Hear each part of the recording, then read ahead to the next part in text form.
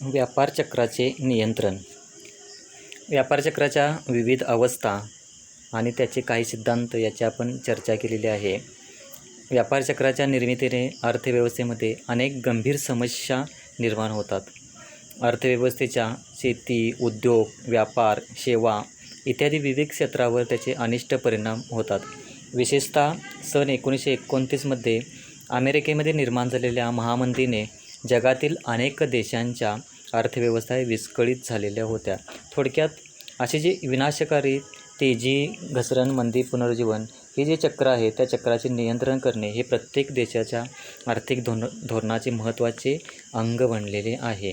म्हणजेच यासाठी व्यापार चक्राचे नियंत्रणाचे विविध मार्ग अर्थशास्त्रज्ञांनी विशद केलेले आहेत, सांगितलेले आहेत. म्हणजे 1929पर्यंत सर्व अर्थव्यवस्था व्यवस्थित चाललेल्या होत्या, परंतु 1929ला ज्यावेळी जागतिक महामंदी आली त्यावेळी त्याचे दूरगामी असे प्रतिकूल परिणाम, अनिष्ट परिणाम अर्थव्यवस्थांच्यावरती झालेले होते. अनेक अर्थव्यवस्था विस्कळीत झालेल्या होत्या, मोठ्या प्रमाणामध्ये तोट्यामध्ये गेलेल्या होत्या. त्यामुळे व्यापार चक्राचे नियंत्रणाची आवश्यकता काय आहे? तर अर्थव्यवस्थेवरती व्यापार चक्राचे अतिशय अनिष्ट परिणाम होतात. त्यामुळे त्याच्या नियंत्रणाची आवश्यकता प्रत्येक देशाला भासत असते.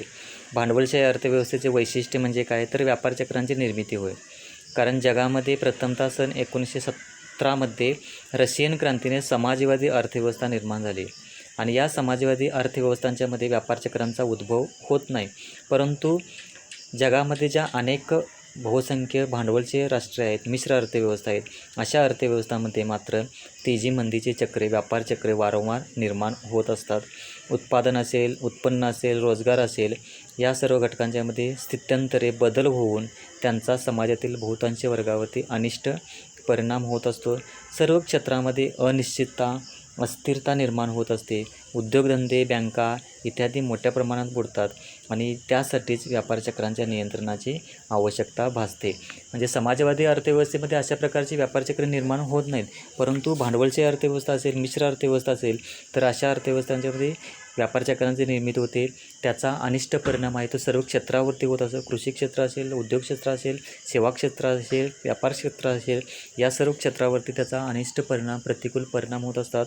बँका बुडतात, उद्योगधंदे बुडतात, उत्पादन, उत्पन्न, रोजगार या घटकांच्यावरती प्रतिकूल परिणाम होतात. त्यामुळे हे जे व्यापार चक्र आहे त्या व्यापार चक्रांच्या नियंत्रणाची आवश्यकता भासते. आता हे जे व्यापार चक्रांचे नियंत्रण आहे त्या नियंत्रणाचे काही उपाय अर्थशास्त्रज्ञांनी सांगितलेले आहेत. व्यापार चक्राच्या नियंत्रणासंबंधी अर्थशास्त्रज्ञांनी विविध उपाय सांगितलेले आहेत. सन 1929 जी जागतिक महामंदी होती, ती महामंदी निर्माण होईपर्यंत चलननीतीवरती अधिक भर दिलेला होता, पैशावरती अधिक भर दिला जात होता. परंतु 1929 ते 1933 या जागतिक महामंदीने घडवलेले जे भयंकर परिणाम आहेत त्या परिणामाने व्यापार चक्रांच्या नियंत्रणासाठी विविध उपायांचा अवलंब करणे भाग पडले.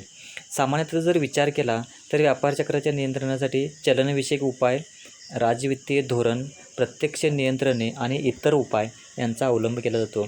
आजच्या लेक्चरमध्ये आपण चलनविषयक उपाय आणि प्रत्यक्ष नियंत्रण या संदर्भात चर्चा करणार आहोत आणि पुढील लेक्चरमध्ये आपण राजवित्तीय धोरण आणि इतर उपायांचा या संदर्भात चर्चा करणार आहोत. आता हे जे चलनविषयक उपाय आहेत, द्रव्यविषयक उपाय आहेत, चलनविषयक उपायांची अंमलबजावणी प्रामुख्याने देशातील मध्यवर्ती बँकेमार्फत, आपल्या देशाची मध्यवर्ती bank RBI, reserve bank of India आहे, त्या बँकेमार्फत केली जाते. आणि देशातील मध्यवर्ती बँकेने निर्माण केलेला जो विधिग्राही पैसा आहे, छापलेला जो पैसा आहे, आणि त्याचबरोबर व्यापारी बँकांनी निर्माण केलेला पतपैसा, अशा प्रकारचे 2 प्रकारचे चलन असते. आणि असा पैसा जेव्हा भरपूर प्रमाणामध्ये अर्थव्यवस्थेमध्ये वाढतो तेव्हा अर्थव्यवस्थेत तेजीची अवस्था निर्माण होते आणि हा जो पैसा आहे या पैशाचे प्रमाण ज्यावेळी कमी होतो त्यावेळी अर्थव्यवस्थेमध्ये मंदीची अवस्था निर्माण होत असते. अशावेळी अर्थव्यवस्थेतील पैशाचे प्रमाण कमी जास्त होऊन निर्माण होणारी ही जी तेजी मंदी आहे ती नियंत्रण करण्यासाठी मध्यवर्ती बँक व्यापारी बँकांच्या पतनिर्मितीवरती नियंत्रण ठेवत असते. याला चलनविषयक धोरण म्हटलेलं आहे, किंवा चलनविषयक उपाय आहे. म्हणजे व्यापारी बँका जो पैसा निर्माण करतो त्या पैशावरती नियंत्रण, त्याचबरोबर व्यापारी बँकाने केलेला पतपैसा आणि रिझर्व्ह बँकेने निर्माण केलेला पैसा, विधिग्राही पैसा, त्याच्यावरती नियंत्रण ठेवून या ठिकाणी चलनविषयक उपायांच्या आधारे व्यापार चक्रांच्यावरती नियंत्रण ठेवण्याचा प्रयत्न मध्यवर्ती बँक करत असते.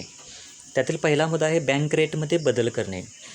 व्यापारी बँकांना मध्यवर्ती बँक ज्या व्याजाच्या दराने कर्ज देते किंवा व्यापारी बँकांच्या हुंड्या पुन्हा वटवते त्या दराला बँक रेट असे म्हणतात. म्हणजे व्यापारी बँकांना मध्यवर्ती बँकाकडून ज्या दराने कर्ज मिळते त्याला बँक रेट असे म्हणतात.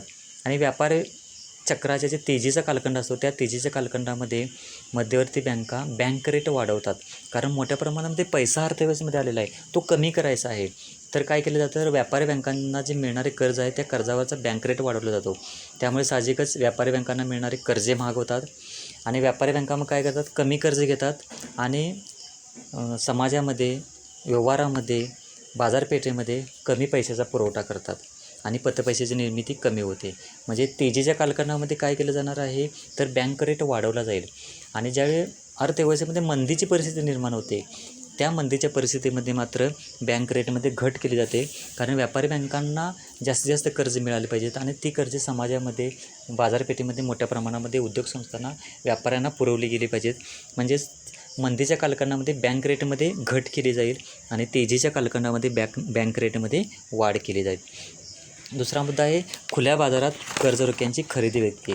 सरकारी जे कर्जरोखे आहेत त्या सरकारी कर्जरोख्यांची खुल्या बाजारामध्ये खरेदी आणि विक्री या धोरणांचा अवलंब करून मध्यवर्ती बँक तेजी आणि मंदीच्या चक्रावरती नियंत्रण ठेवू शकते. आता तेजीचा कालखंड आहे तर लोकांच्या हातामध्ये जास्तीत जास्त पैसा आहे, लोकांच्या हातामध्ये जास्तीत जास्त पैसा आलेला आहे, तो पैसा काढून घ्यायचा आहे. तर सरकार काय करतं किंवा मध्यवर्ती बँक काय करते, तर सरकारचे जे कर्ज आहे ते कर्जरोखे आहे ते विक्रीसाठी बाहेर ठेवले जातात.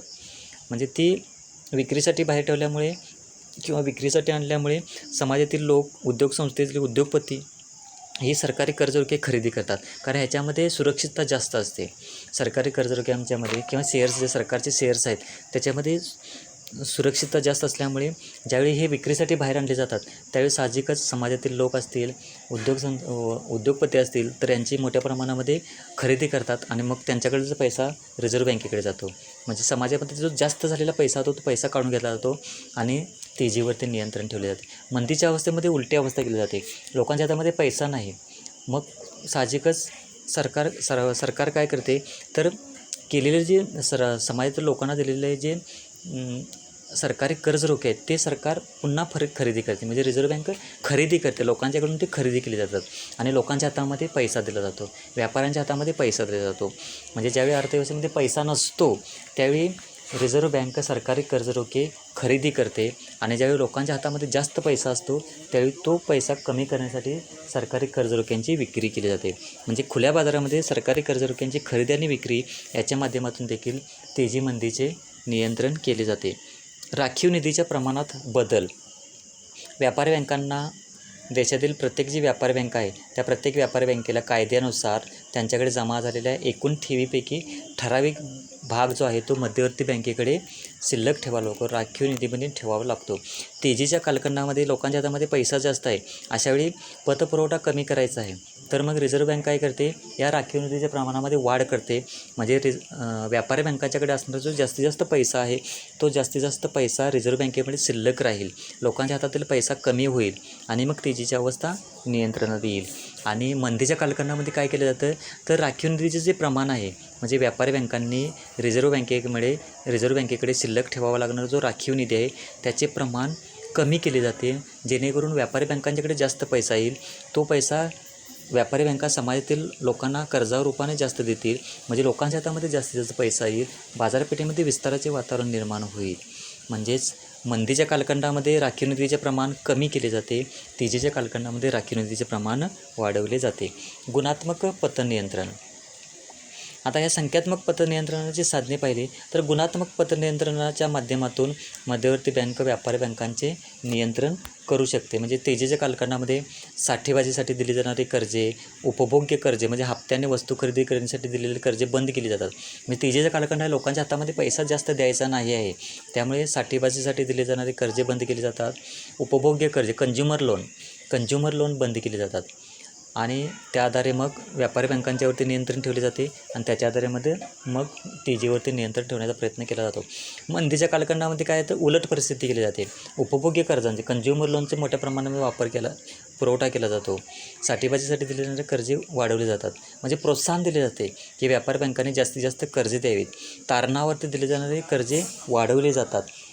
अशा माध्यमातून म्हणजे गुणात्मक पतनियंत्रणाच्या आधारे देखील या ठिकाणी चलनविषयक धोरणाचा अवलंब करून व्यापार चक्रांच्यावरती नियंत्रण ठेवण्याचा प्रयत्न रिझर्व्ह बँक करत असते. ही झाली चलनविषयक उपाय. तर प्रत्यक्ष नियंत्रणाच्या माध्यमातून देखील या ठिकाणी व्यापार चक्रांच्यावरती नियंत्रण ठेवण्याचा प्रयत्न या ठिकाणी रिझर्व्ह बँक असेल किंवा सरकार असेल त्याच्या माध्यमातून केले जातात. आता प्रत्यक्ष नियंत्रणामध्ये किंमतविषयक नियंत्रण आहे, वस्तूचे वाटप त्याच्यावरती नियंत्रण आहे, वेतनावरचे नियंत्रण आहे, इत्यादी उपायांचा अवलंब केला जातो. तेजीच्या कालखंडामध्ये प्रामुख्याने वस्तूंच्या वाढत्या किमती, वेतनवाढी नियंत्रण केले जातात. जीवनावश्यक वस्तूंचे नियंत्रित वाटप तेजीच्या काळात सुरू केले जाते.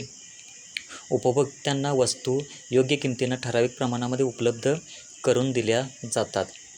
म्हणजेच काय तर तेजीचा कालखंड आहे, किमतीवरती नियंत्रण आले पाहिजे, वेतनवाढ नियंत्रित केल्या पाहिजे, लोकांच्या हातातील कामगारांच्या हातातील पैसा नियंत्रित केला पाहिजे, तरच बाजारपेठेवरती नियंत्रण राहू शकणार आहे. आणि या उलट मंदीच्या कालखंडामध्ये किमती स्थिर ठेवण्याचा प्रयत्न केला जातो. म्हणजे किमती खूपच कमी होत असतात, अशा वेळी त्या किमती स्थिर करण्याचा प्रयत्न केला जातो. सरकार प्रसंगी स्वतः त्या वस्तू खरेदी करत असतात. कृषी मालाच्या संदर्भात कृषी क्षेत्राचा जर विचार केला तर सरकार काही वेळेला कृषी माल आहे तो स्वतः खरेदी करून ठेवत असते, जेणेकरून शेतकऱ्यांना त्यांच्या शेतमालाला योग्य भाव मिळेल. मंदीच्या कालखंडामध्ये बेकार भत्ता देऊन लोकांची खरेदी शक्ती, लोकांच्या हातामध्ये पैसा, कामगारांच्या हातामध्ये पैसा देऊन खरेदी शक्ती वाढवण्याचा प्रयत्न केला जातो. करामध्ये सवलती दिल्या जातात आणि याच्या आधारे मग नियंत्रण जे आहे ते प्रत्यक्ष नियंत्रण मंदीच्या कालखंडामध्ये करून त्याच्या आधारे मग मंदी नियंत्रणामध्ये आणण्याचा प्रयत्न आहे तो सरकारमार्फत केला जातो. म्हणजे प्रत्यक्ष नियंत्रणाच्या आधारे देखील या ठिकाणी व्यापार चक्राचे नियंत्रण करण्याचा प्रयत्न या ठिकाणी केला जातो. म्हणजे व्यापार चक्राचे जे नियंत्रणाचे विविध उपाय त्यातले हे 2 उपाय, चलनविषयक उपाय, त्याच्यामध्ये पुन्हा 4 मुद्दे येतात. बँक रेटमध्ये बदल करणे, खुल्या बाजारात कर्ज रोख्यांची खरेदी विक्री, राखीव निधीच्या प्रमाणात बदल असेल, गुणात्मक पतनियंत्रण आहे याचा वापर आणि प्रत्यक्ष नियंत्रणाच्या आधारे देखील या ठिकाणी व्यापार चक्रांचे नियंत्रण केले जाते. पुढचे जे 2 मुद्दे आहेत ते पुढच्या लेक्चरला आपण अभ्यासणार आहोत.